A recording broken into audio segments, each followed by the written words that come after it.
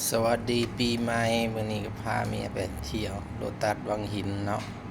ว่าแล้วก็ขึ้นรถไปแล้วเนาะบ่รอช้าแล้วไปฮอดบ่ทันใดรถก็สุดสายได้ลงย่างเอาโอ้ยคักขนาดเอาในชุดเฮาก็ได้ต่อรถใหม่รถคันบางอย่างนี่ไปบ่ฮอดได้ต่อรถนี่กัน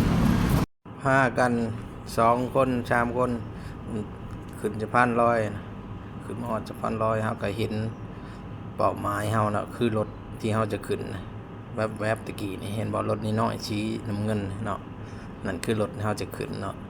เฮาก็ลงไปแล้วขึ้นรถคันใหม่เสียเงินเพิ่มอีกก็บ่หลายดอกคนละ10 บาทไปฮอดโลตัสแน่นอนรอบนี้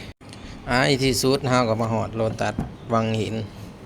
อยู่ร้านปลาเข้าเฮาเองเนาะออกไปก็บ่ได้ไกลดอกเบิดเสียค่ารถเบิด40 บาทมาหาเหลือของสีฮอดคิดว่าสิเอาไปย่างแล้วเฮ้ยกินนะเมื่อวานนี่หมูกระทะวันนี้คิดอยากย่างเนื้อหลังจากเฮาซื้อวัตถุดิบเฮาเสร็จแล้วเฮาก็พากันขึ้นชั้น2ขึ้นไปเลาะซื่อๆน่ะบ่ได้ซื้ออีหยังดอกเลาะหันเลาะนี่เลาะไปเลาะมาเอาหวายเมื่อยแล้วได้นี่บ่ได้ซื้อหยังได้บ่มีเงินเด้หาเลาะเบิ่งซื่ออยู่ในห้องแอร์เย็นๆว่าซั่นได้เบ้ยตัดภาพมาฮอดบักนี่แล้วก็เฮาสิอำลาพาจากกันโดยภาพนี้สบายดีคลิปหน้าพบกันใหม่เด้อ